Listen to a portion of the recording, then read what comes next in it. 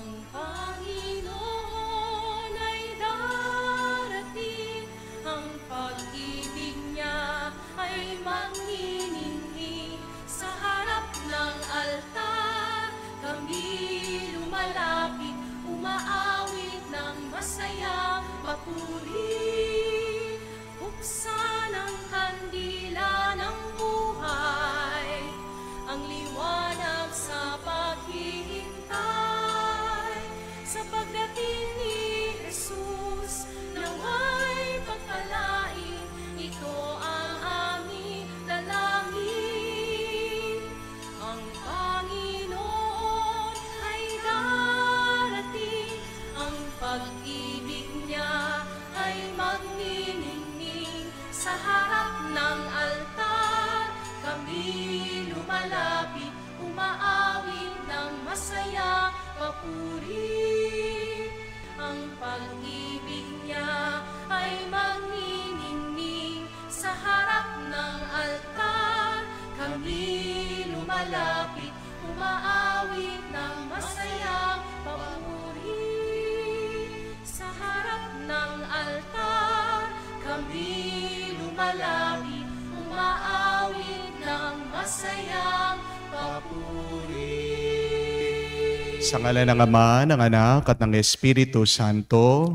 Amen. Sumainyo ang Panginoon. At sumainyo rin. Mga kapatid, ating pinagdiriwang ngayong araw ang pangalawang linggo ng Adviento. Sinisindihan natin ang pangalawang kandila ng Adviento na nagsisimbolo, tanda ng kapayapaan. Anong kapayapaan? What is peace? Ito ay hindi katahimikan lang. Ang kapayapaan ay ang pananatili ng presensya ng Panginoon. Ano ang hadlang ng kapayapaan sa iyong buhay? Bakit hindi nananatili ang Espiritu ng Diyos sa iyo? Maaring ikaw ay nabubuhay pa rin sa pagkakasala. Maaring nagtanim ka ng sakit ng loob. Maaring puno ka pa rin ng mga pag-aalala o takot sa iyong buhay. Mga kapatid, buksan natin lahat ng ating mga masamang nararamdaman at pinagdadaanan sa Diyos para mapuno tayo ng kapayapaan. At dito magmumula, makaranas tayo muli ng kanyang pagpapala. Sa napakaraming beses na kung saan hindi natin napansin, kasama pala natin, ginagabayan tayo at minamahal ng Diyos sa ating araw-araw na buhay. Tayo'y humingi ng kanyang awa, ng kanyang pagpapatawad para tayo'y makitang karapat-dapat makatanggap muli sa mga banal na misteryo. Inaamin ko Sa makapangyarihang Diyos at sa inyo mga kapatid, na lubha akong nagkasala sa isip, sa salita, sa gawa, at sa aking pagkukulang. Kaya isinasamo ko sa mahal na Birheng Maria, sa lahat ng mga anghel at mga banal, at sa inyo mga kapatid, na ako'y ipanalangin sa Panginoong ating Diyos. kaawaan tayo na makapangyarihang Diyos, patawarin tayo sa ating mga kasalanan, patnubayan tayo sa buhay na walang hanggan. Amen.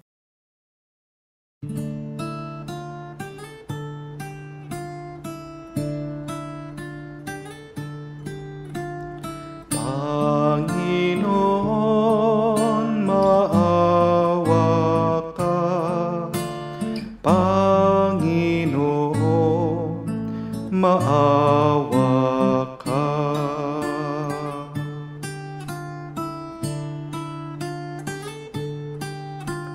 Kristo, maawa ka. Kristo, maawa ka sa amin. Panginoon, maawa ka. Panginoon, maawa ka. Manalangin tayo. Ama naming makapangyarihan at maawain, Sa aming pagsalubong sa iyong anak, huwag mong ipahintulot na maging hadlang ang aming mga pinagkakaabalahan.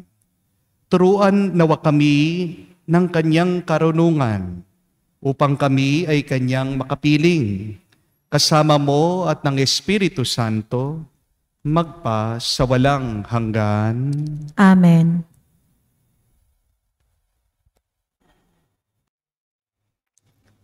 Pagbasa mula sa aklat ni Propeta Baruch. Jerusalem, hubarin mo na ang lambong ng panluluksa at isuot mo ang walang hanggang kaningningan ng Diyos. Ibalabal mo ang kanyang katuwiran at iputong mo sa iyong ulo ang korona ng kadakilaan ng Diyos na walang hanggan. Itatanyag ka niya sa lahat ng dako. Tatawagin kang kapayapaang bunga ng katuwiran at karangalan ng pagiging makadiyos. Jerusalem, tumindig ka at umakyat sa mataas na burol. Tignan mo ang iyong mga anak na sa isang tawag lamang ng Diyos na banal ay natitipon mula sa silangan hanggang sa kanluran. Nagagalak sila pagkat hindi sila kinalilimutan ng Diyos. Bihag silang inagaw sa iyo at kinaladkad palayo. Ngunit ngayong ibinabalik sa iyong sakay sa kaluwalhatian na waring nakaupo sa maharlikang trono. Iniutos ng Diyos na patagin ang matataas na bundok at walang hanggang burol, at tambakan ang mga lambak upang panatag na makabalik ang bayang Israel na puspos ng kadakilaan ng Diyos. Sa utos niya'y lilitaw ang maraming mababangong punong kahoy upang liliman ang Israel. Aakayin ng Diyos at babalik silang masaya at pangangalaga ng kanyang habag at katuwiran at liligaya sa liwanag ng kanyang walang hanggang kaningningan. Ang salita ng Diyos. Salamat sa Diyos. Gawa ng Diyos ay dakila, kaya tayo'y natutuwa. Gawa ng Diyos ay dakila, kaya tayo'y natutuwa. Nang lingapin tayo ng Diyos at sa Siyon ay ibalik, ang nangyaring kasaysayay parang isang panaginip. Lahat tayo ay natuwa, masasayang nagsiawit. Gawa ng Diyos ay dakila, kaya tayo'y natutuwa. Ang sabi ng mga bansang nagmamasid sa paligid, ang ginawa ng Diyos nila ay dakila, anong rikit. Dakila ngang masasabi, pambihira ang ginawa. Kaya naman kami ngayon, kagalakay di kawasa. Gawa ng Diyos ay dakila, kaya tayo'y natutuwa. Kung paanong inuulan yaong mga tuyong batis sa sariling bayan namin, kami poon ay ibalik. Silang mga nagbubukid na nagtanim na may luha. Bayaan mo na mag-aning masasaya't natutuwa. Gawa ng Diyos ay dakila, kaya tayo'y natutuwa. Yaong mga nagsihayong dalay binhit na nanangis, ay aawit na may galak, dalay ani, pagbalik. Gawa ng Diyos ay dakila, kaya tayo'y natutuwa.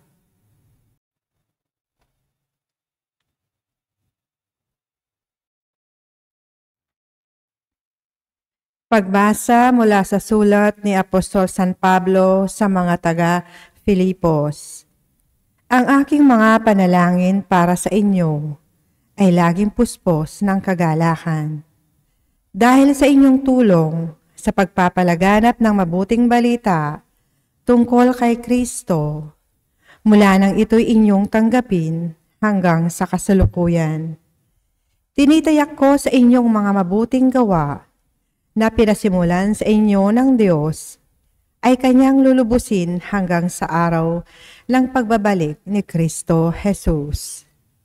Nalalaman ng Diyos na ang pananabik ko sa inyo ay kasinlaki ng pagmamahal sa inyo ni Kristo Jesus.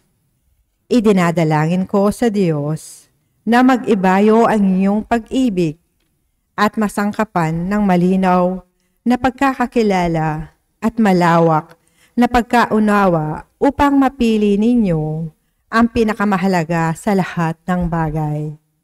Sa gayon, pagdating ng araw na pagbalik ni Kristo, matagpuan kayong malinis, walang kapintasan, at puspos ng magagandang katangian, kaloob sa inyo ni Hesukristo, sa karangalan at kapurihan ng Diyos. Ang salita ng Diyos. Salamat sa Diyos.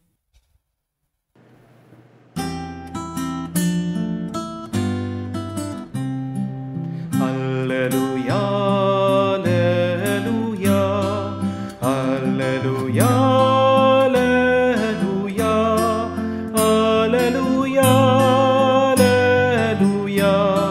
alleluia, alleluia, alleluia, alleluia, alleluia, alleluia, alleluia. Daan ng poong nariyan na, tuwirit ihanda sa kanya, pagtubos niya'y makikita. Aleluya, aleluya. Sumainyo ang Panginoon. At sumainyo rin. Ang mabuting balita ng Panginoon ayon kay San Lucas. Papuri sa iyo, Panginoon. 15 taon noon ng paghahari ni Emperador Tiberio. Si Poncio Pilato ang gobernador sa Judea, si Herodes ang tetrarka sa Galilea, at ang kapatid naman niyang si Felipe sa lupain ng Iturea at Traconite. Si Lysanias ang tetrarka sa Abilinia, sina Anas at Caiaphas naman ang pinakapunong saserdote noon. Nang panong yun, nasa ilang si Juan na anak ni Zacarias. Dumating sa kanyang salita ng Diyos, kaya't nilibot niya ang mga lupain sa magkakabilang panig ng Hordan at nangaral. Pagsisihan ninyo't talikdan ang inyong mga kasalanan at pabinyag kayo upang kayo'y patawarin ng Diyos. Wika niya. Sa gayo'y natupad ang nasusulat sa aklat ni Propeta Isias. Ito ang sabi ng isang sumisigaw sa ilang, ihanda ninyo ang daraanan ng Panginoon. Tuwirin niyo ang kanyang mga landas. Tatambakan ang bawat lambak at titibagin ang bawat burol at bundok. Tutuwirin ang daang liku-liko at papatagin ang daang baku-bako. At makikita ng lahat ng tao ang pagliligtas na gagawin ng Diyos. Mga kapatid, ang mabuting balita ng ating Panginoon. Pinupuri ka namin, Panginoong Hesukristo.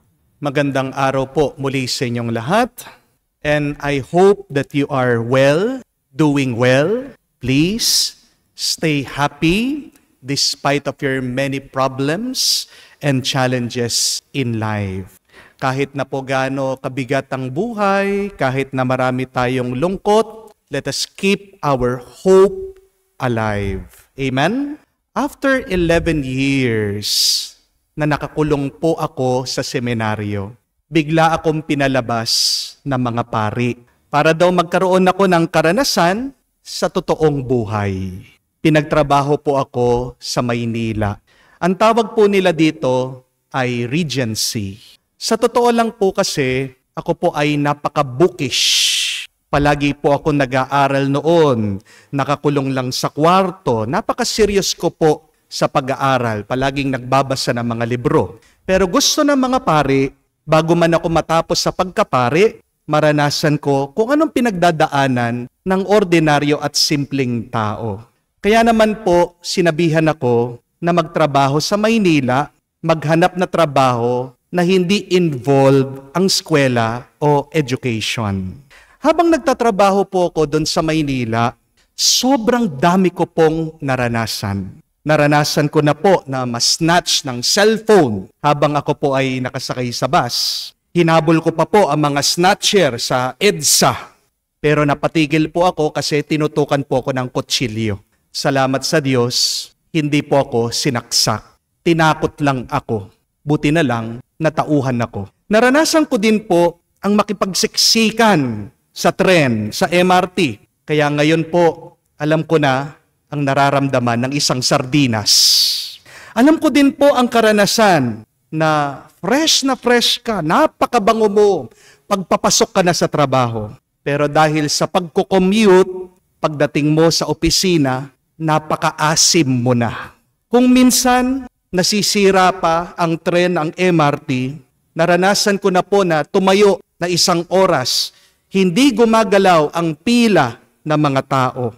Naranasan ko na pong mangalay ang mangawit. At naranasan ko din po na nung nagtatrabaho ako, dahil ako ay sa customer service, na minsan ako ay pinapagalitan ng mga customer, minumura, sinisigawan, pinapahiya. Wala pong araw noon, nung ako ay nagtatrabaho sa Maynila, na hindi ako nagdarasal at nagtatanong sa Diyos. Ang sabi ko, Lord, bakit mo ko dinala dito? Sa pagkadami-dami na pwede kong puntahan, pasukan, bakit dito pa? At noong nagdadasal po ako, minsan napapansin ko, nasasabi ko rin at natatanong sa Diyos, Lord, bakit mo ba ako pinahihirapan? Ano ba talagang kasalanan ko? Ano ba talagang problema ko sa iyo? Yun po pala, pinapahaba lang ng Diyos ang pasensya ko. God was really teaching me on how to be patient. Kasi, sa totoo lang, confess ko po sa inyo, noong estudyante ako at seminarista ako, napakainit ng aking ulo. Short-tempered po ako. Madali akong mainis. Pero dahil sa karanasan ko po sa Maynila, para bang bigla akong nag-mellow down. Naging mas matyaga ako. At ito po yung natutunan ko sa Maynila. Kinakailangan ko pala na maging mapagpasensya dahil ito din ay kakailanganin ko pagpari na ako. Kung mahirap ang buhay sa Maynila, mas mahirap ang buhay ng pari. Kung kailangan mo ng pasensya sa pagtatrabaho sa Maynila, sinasabi ko po sa inyo, mas kailangan mo ng pasensya at ng tiyaga kung pari ka. Sa totoo lang po, napakahirap ng buhay ng pari. Ikaw na nga yung gumagawa ng mabuti, minsan makakarinig ka pa sa mga parishioner mo ng pangungutya. Madalas, hindi man nila ma-appreciate yung effort mo. Nagsusumikap na ang pari, sisiraan pa siya. Ngayon ko po na-realize, yung palang mahirap kong karanasan sa Maynila, paghahanda pala yan sa magiging buhay ko bilang pari. Kung po sigurong hindi ko natutunan na maging mapagpasensya at matyaga, baka kung agad ako nagpari, hindi man ako magtatagal, hindi ako mananatili sa pagkapari. Tama nga naman po, ang paghihirap ay paghahanda. Minsan, ang ingay sa buhay ay paggising ng Diyos sa iyo. Minsan, ginugulo ng Diyos ang iyong buhay. Bakit? Kasi inaayos ka lang niya. Kamukha po, pag gusto mong ipa-repair ang iyong bahay, hindi mo maiiwasan na marumihan ito na kailangan merong sirain. Kung hindi sisirain ang bahay, paano mo ito mapapaganda? Ganyan din pagdating sa buhay mo. Remember this, my dear friends, that hardships are often preparation for ordinary people for an extraordinary destiny. Yan po naging papel ni San Juan Bautista. Ginising niya ang mga tao, ang bayan ng Diyos. Nag-ingay siya, sinasabihan sila, magsisi kayo sa inyong mga pagkakasala. Ginulo niya ang katahimikan ng mga Hudyo dahil hinahanda niya sila sa pagdating ng Panginoon. Marami pong mga may ayaw kay San Juan Bautista nung panahon niya. At isa diyan, si Haring Herodes at yung kalaguyo niya, si Herodias. Kaya nga, di ba, kung alam niyong kwento, siya'y kinulong, pinapatay siya. Pero ang hindi nila alam, ang nanggugulo sa buhay nila ay naghahanda lang para sa pagdating ng kaligtasan, ang ating Panginoong Hesukristo. We have to realize this, that when God shakes your nest, it is because God is preparing you to fly. I will repeat that. When God is shaking your nest, it is because God is preparing you to fly. Ang ganda po nun, no? Kapag ginugulo ng Diyos ang buhay mo, kasi gusto niya na lumipad ka. Gusto ng Diyos na umasenso ka. Gusto ng Diyos na maging mas banal ka pa. Safety, remember this, is the lair of the devil. Kapag masyado kang ligtas, kapag masyado kang komportable, kapag masyado kang palagay sa buhay, masayang demonyo. Kasi, ibig sabihin, hindi mo na nailalabas ang kabutihan sa iyo. Kapag walang nangyayaring gulo sa iyong buhay, madalas hinahayaan mong matulog ang kabutihan at ang grasya ng Diyos sa iyo. Kapag may sinisira ang Diyos sa buhay mo, hindi naman ibig sabihin na masama ka. Winawasak ng Diyos ang mga plano mo. Bakit? Kasi may mas maganda pa siyang plano na itatayo para sa iyo. Ang paghihirap mo minsan ay hindi naman parusa. Paghahanda lang yan para sa isang napakalaking grasya. Remember that, my dear friends. Our struggle is not a punishment. Our struggle in life, many times, is a preparation for us to receive God's grace. Kaya nga po, kung gusto nyong makaranas ng isang magandang buhay, kailangan mong paghandaan ito. Kailangan mong paghirapan ito. Amen? The more preparation, the more beautiful the results will be in your life. Tanong ko lang po, ilang oras ang kasal? Diba, sa simbahan, halos 1 oras, 2 oras. Kung dun sa okasyon, mga 3 oras, 4 na oras, tapos na ang kasal. Pero ang tanong, yung kasal na yon na ilang oras, ilang panahon na pinaghandaan para maikasa, para maganap, para mairaos. Diba? Buwan-buwan ang ginugol, ang inubos, ang pinlano para maging matagumpay yung kasal. Ang graduation, 1 oras lang po yan. Pero ito ay bunga ng 12 years ng pag-aaral. Ang concert na 2 oras, pinaghandaan yan ng 6 na buwan. Kahit naman po ang sanggol, kailangan din ng 9 months sa sinapupunan ng nanay bago ito lumabas. Hindi po ba? Kapag kulang sa buwan ang baby, ang sanggol, ang bata, hindi malayo. May diferensya yan. Kaya nga po mga kapatid, huwag kang magmadali. Kasi kahit na matagal, ibig sabihin, naghahanda ka para makatanggap ka ng isang malaking grasya galing sa Diyos. Ang paghahanda ay mas mahalaga minsan kaysa sa biyaya na ating tatanggapin. The preparation is more important than the blessing that you will receive. Because without any preparation, there won't be any blessing. Hindi po ba kayo nagtataka na si Jesus naging anak ng karpentero for 30 years bago siya magmisyon? Bakit naghintay pa siya ng ganong katagal na panahon?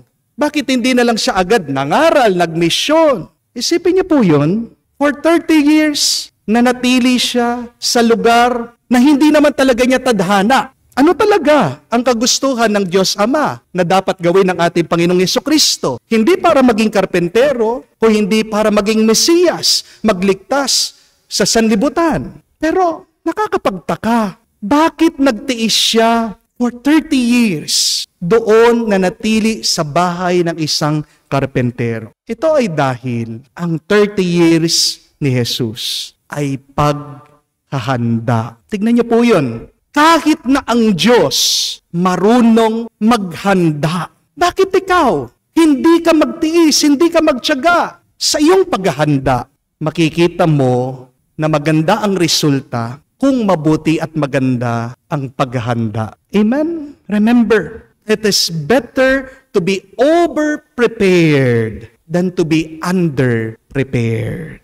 Madalas, pag tayo po ay nagdadasal, di ba? Palagi tayong humihiling sa Diyos. Palagi nating sinasabi yung gusto natin sa Diyos.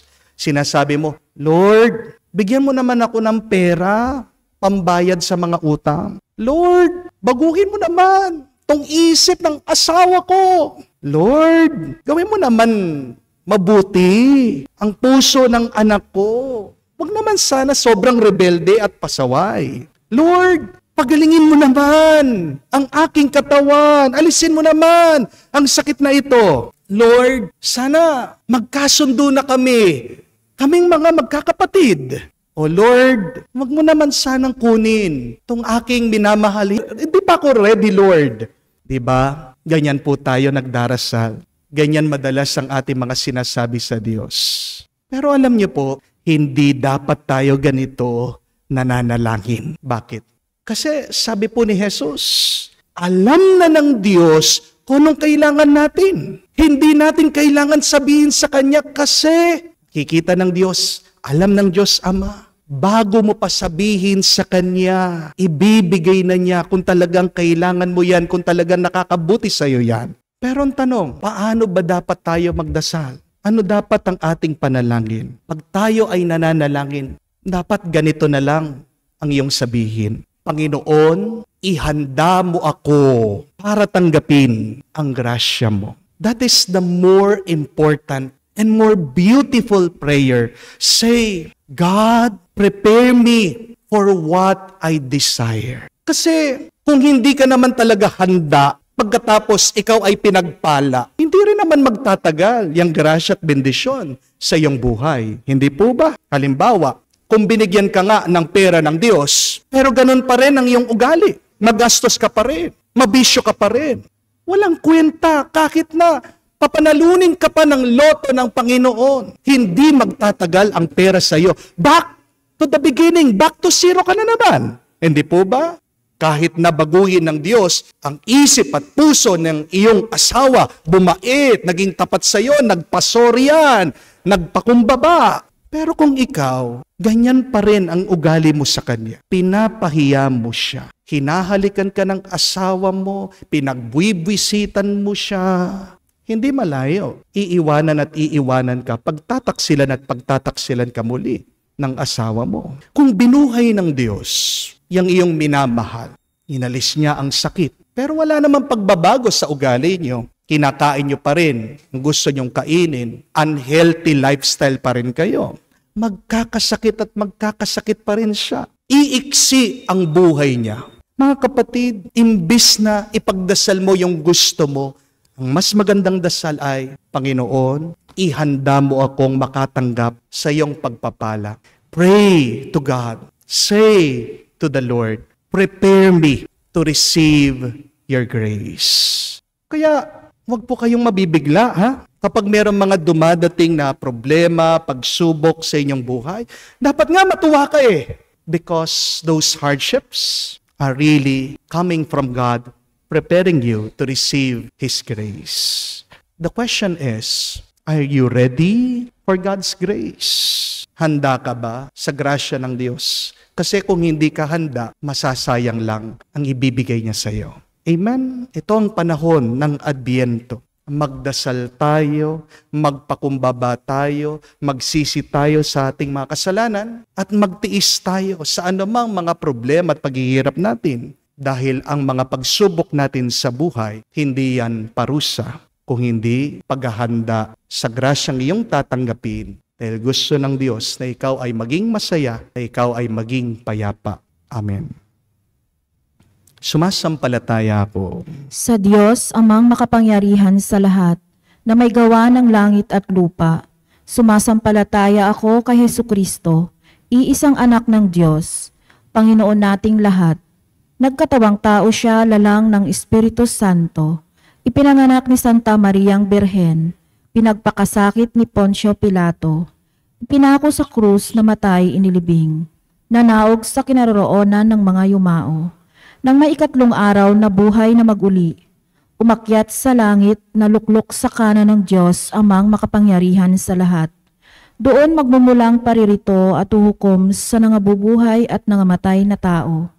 Sumasampalataya naman ako sa Diyos Espiritu Santo, sa banal na simbahang katolika, sa kasamahan ng mga banal, sa kapatawaran ng mga kasalanan, sa pagkabuhay na muli ng nangamatay na tao, at sa buhay na walang hanggan. Amen. sa ating pang-Adbyentong paglalakbay, lalo nating nauunawa ang kailangan ang paghahanda ng daan para sa Panginoon sa pamamagitan ng puspusang pansariling pagpapakabuti. Hinihiling natin ang kanyang tulong at manalangin tayo at sabihin, Panginoon, dinggin mo kami. Panginoon, dinggin mo kami. Para sa simbahan at mga namumuno rito, sa tulong ni Juan Bautista, matagumpay nawa nilang maihanda ang mga puso ng mga tao sa pagsalubong sa Panginoon sa pamamagitan ng kanilang turo at mabuting halimbawa. Manalangin tayo. Panginoon, dinggin mo kami. Para sa lahat ng napariwara ang buhay at naligaw ng landas, naway dinggin nila ang panawagan ni Juan na sila'y magsisi sa Adbyentong ito at tumahak sa landas ng pagbabalik loob. Manalangin tayo. Panginoon, dinggin mo kami.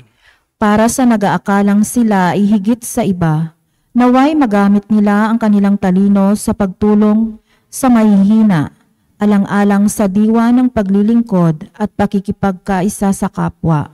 Manalangin tayo. Panginoon, dinggin mo kami. Sa katahimikan po ng ating puso, banggitin din natin sa Diyos ang ating mga personal na pangangailangan. Panginoong Diyos, tibayin mo ang aming kalooban sa paghahawan ng matuwid na daan para sa iyong anak na si Jesus. Punuin mo ang mga lambak ng aming kabiguan, patagin mo ang mga bundok ng aming pagmamataas, at iayos ang aming baku-bakong daan na masasamang pag-uugali. Sinasamo namin ito sa ngalan ni Jesus na aming Panginoon. Amen.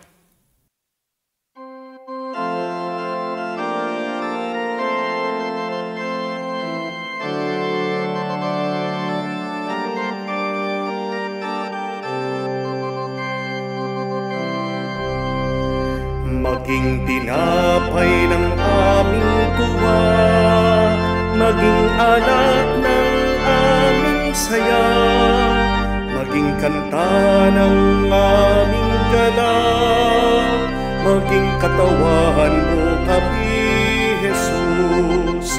Maging tinapay ng aming tuwa, maging alat ng aming saya, maging kanta ng aming gala, maging katawan mo kami, Jesus. Sa'yo, Panginoon, kami nag-aalay, tinapay ng sakit, hapdi at lungkot, tinapay ng pagod, tinapay ng bigat, gawin mo ng tinapay ng tuwa. Manalangin kayo mga kapatid, para ang ating mga paghahain ay kalugdan ng Diyos amang makapangyarihan. Tanggapin nawa ng Panginoon itong paghahain sa iyong mga kamay sa kapurihan niya at karangalan, sa ating kapakinabangan at sa buong sambayanan niyang banal. Ama naming lumikha, kalugdan mo ang aming mga panalangin at alay sa anumang kakulangan ng aming abang nakayanan. Naway ang pag-ibig mo ang nagbibigay kapunuan sa pamamagitan ni Jesucristo kasama ng Espiritu Santo magpa sa walang hanggan. Amen. Sumainyo ang Panginoon. At sumainyo rin. Itaas sa Diyos ang mga puso at diwa. Itinaas na namin sa Panginoon. Pasalamatan natin ang Panginoong ating Diyos. Marapat na siya ay pasalamatan. Ama naming makapangyarihan, tunay nga marapat ikaw ang aming pasalamatan sa pamamagitan ni Jesucristo na aming Panginoon. Siya'y sinugo mo upang matupad ang iyong magandang balak para sa lahat. Hindi niya kinahiyang mamuhay ng mahirap upang mapakigsamahan niya kaming matapat. Siyang naging hindi na iba sa amin upang maitampok niya kami sa iyong piling.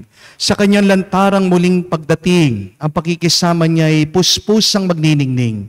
At ang pangako niya ay kapanapanabik ay inaasahan naming lubos na makakamit. Kaya kaisa na manghel, nagsisiawit ng papuri sa iyo, nang walang humpay sa kalangitan kami nagbubunyi sa iyong kadakilaan.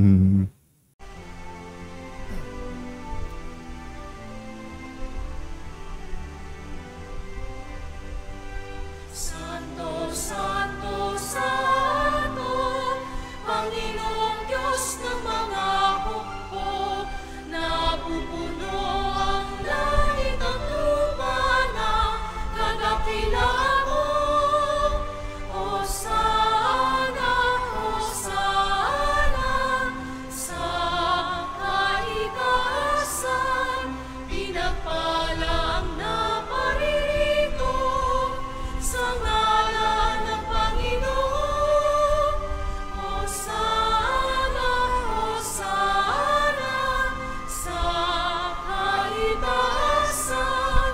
Hosana, Hosana, sa kaitaasan.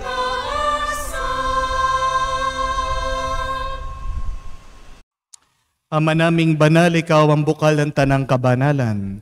Kaya't sa pamagitan ng iyong Espiritu, gawin mong banal ang mga kaloob na ito upang para sa amin maging katawan at dugo ng aming Panginoong Hesukristo.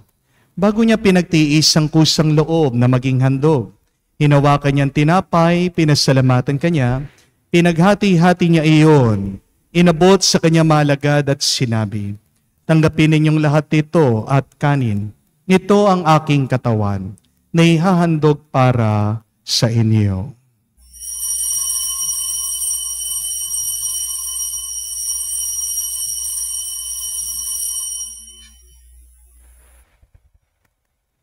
Gayon din naman na matapos ang hapunan, hinawakan niya ang kalis. Muli kanyang pinasalamatan, inabot niya ang kalis sa kanya malagad at sinabi, "Tanggapin ninyong lahat ito at inumin. Ito ang kalis ng aking dugo, ng bago at walang hanggang tipan. Ang aking dugo na ibubuhos para sa inyo at para sa lahat, sa ipagpapatawad ng mga kasalanan. Gawin ninyo ito sa pag-alaala sa akin."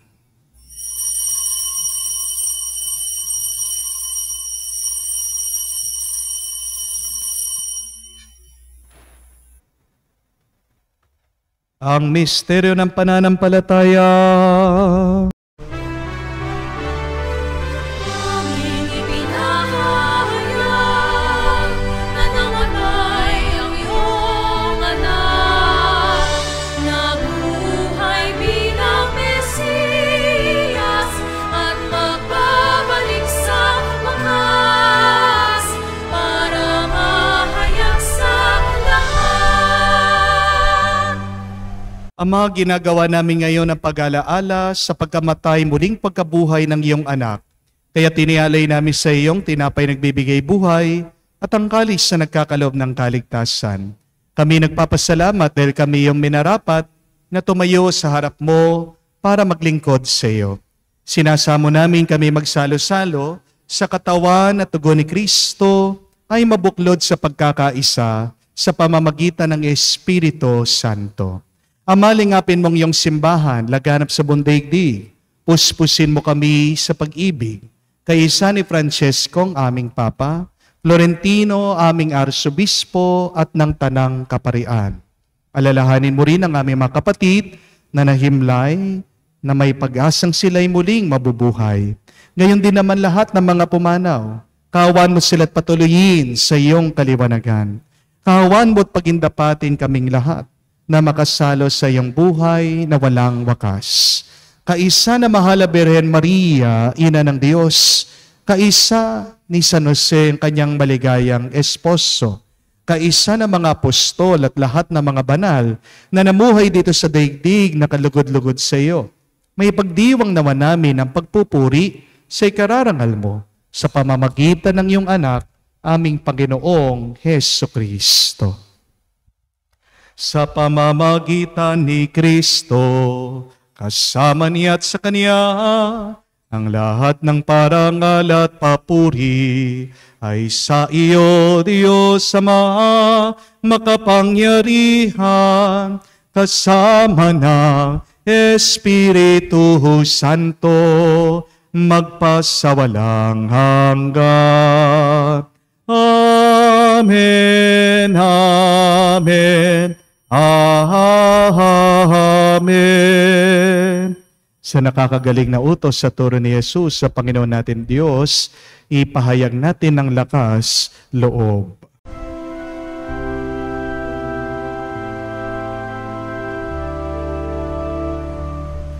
Ama namin, sumasalangit ka, sambahin ang ngalan mo, mapasa amin ang kaharian mo, sundin ang loob mo dito sa lupa, para nang sa langit.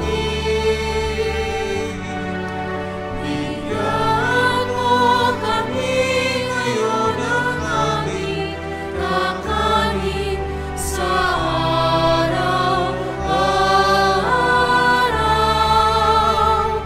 at patawarin mo kami sa aming mga sala, para ng pagpapatawad namin sa nagkakasala sa amin. At huwag mo kami ipahintulot sa tukso, at iadya mo kami sa lahat ng masama. Hinihiling namin kami adya sa lahat ng masama, pagkalooban ng kapayapaan araw-araw, ligtas sa kasalanan, at ilayo sa lahat ng kapahamakan, samantalang aming pinanabikan ang dakilang araw ng pagpapahayag ng tagapagligtas naming si Heso Kristo. Sapagkat iyo ang kaharian at ang kapangyarihan at ang kapurihan, magpakailanman. Amen. Panginoong Yesu Kristo, sinabi mo sa mga apostol, kapayapaan ang iniiwan ko sa inyo, ang aking kapayapaan ang binibigay ko sa inyo. Tunghayan mo ang aming pananampalataya at huwag ang aming pagkakasala. Pagkalooban mo kami ng kapayapaan at pagkakaisa, ayon sa iyong kalooban, kasama ng Espiritu Santo, magpa sa walang hanggan. Amen. Kapayapaan ng Panginoon ay laging sumainyo. At sumainyo rin. Magbigayan po tayo ng kapayapaan sa bawat isa. Peace with you po, kapayapaan po sa inyong lahat. Kordero ng Diyos na nag-aalis ng mga kasalanan ng sanlibutan, maawa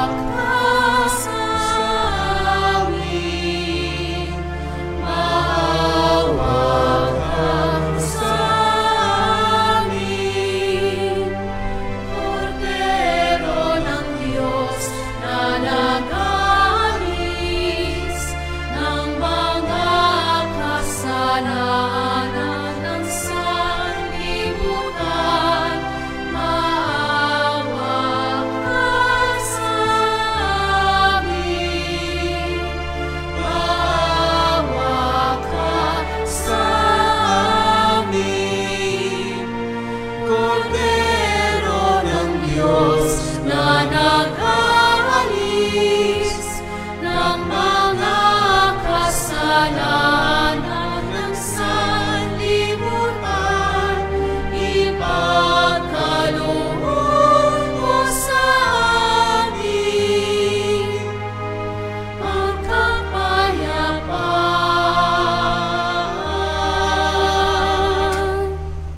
Mga kapatid, naririto ang ating Panginoong Jesucristo, ang Kordero ng Diyos. Siyang nag-aalis sa mga kasalanan ng sanlibutan.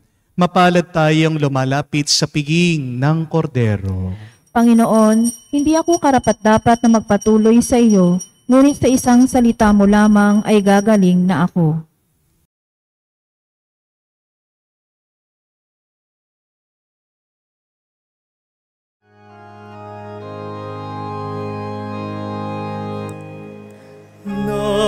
Naghihintay sa umaga, gabi naghihintay sa liwanag.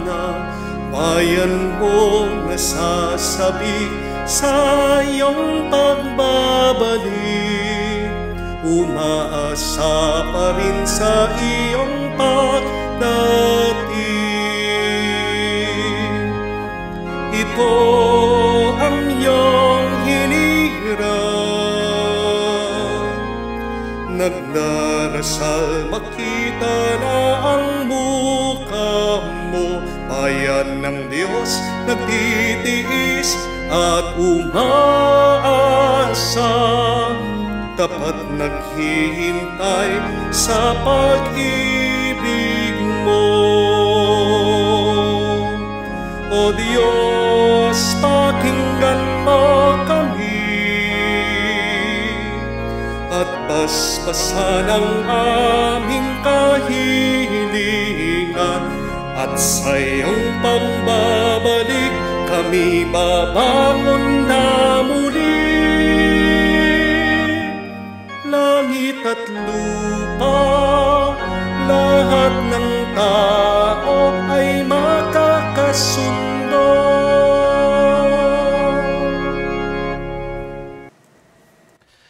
Lumuhod po tayo para sa panalangin para sa mga may sakit. Panginoong Hesus, lumalapit po kami sa iyo ngayon upang idulog ang kagalingan ng mga may sakit. Haplusin niyo po sila at pagkalooban ng panibagong lakas upang sila ay muling makapaglingkod sa iyo. Patawarin niyo po sana sila sa kanilang mga kasalanan at pagkalooban din ng kagalingang pangkaluluwa. Sa katahimikan po ng ating puso, banggitin natin ang pangalan ng ating mga kapatid na humihiling na mabilis na kagalingan.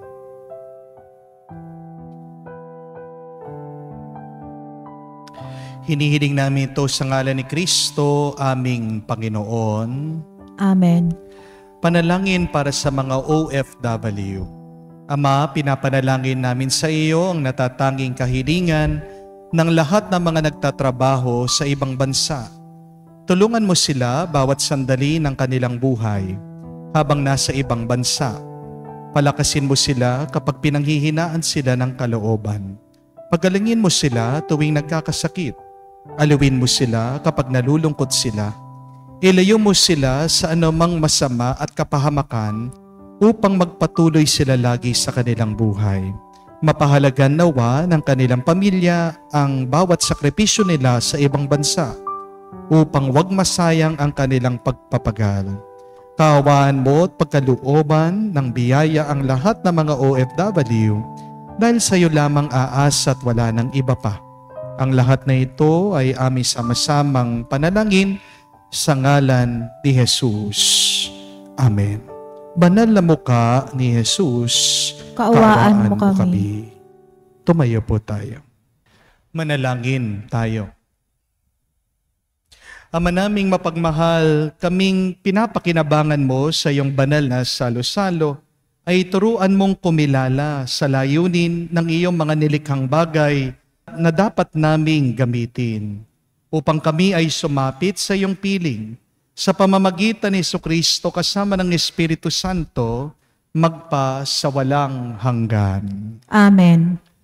Muli po ako ay nagpapasalamat sa inyong lahat na walang sawang sumusuporta sa ating parokya, mga palaging nagdo-donate online sa ating pong mga bank accounts, yung mga nagbibigay po ng stars, ng tokens, dyan po sa YouTube, sa TikTok, sa Facebook. Maraming salamat po. At dahil malapit na po ang Kapaskuhan, muli kamukha po ng ating taon-taon na ginagawa, tayo po ay nagbibigay ng pamaskong handog para po sa mga dukha, sa mga nahihirapan natin mga kapatid.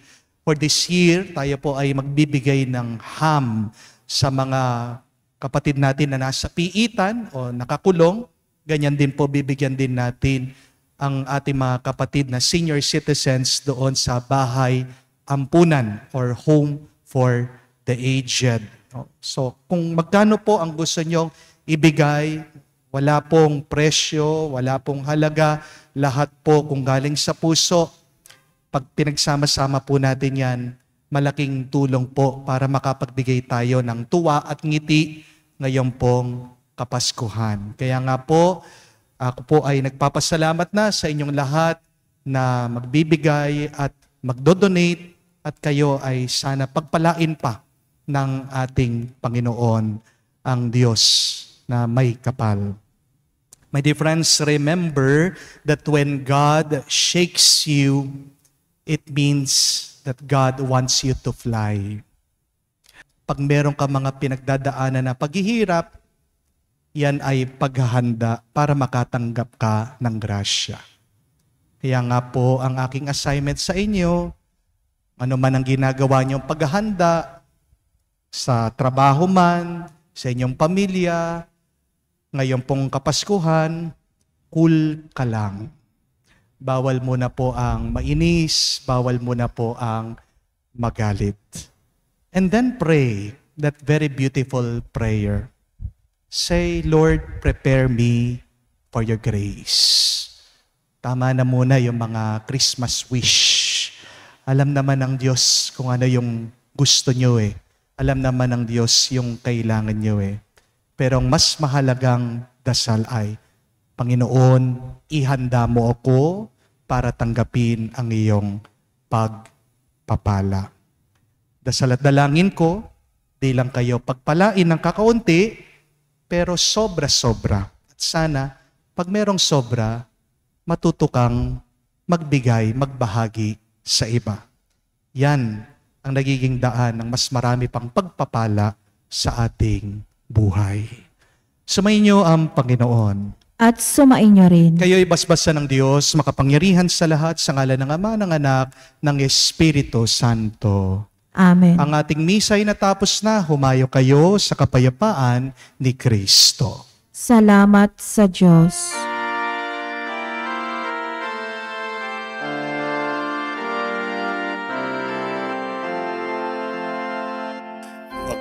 Maghintay tayo sa Diyos,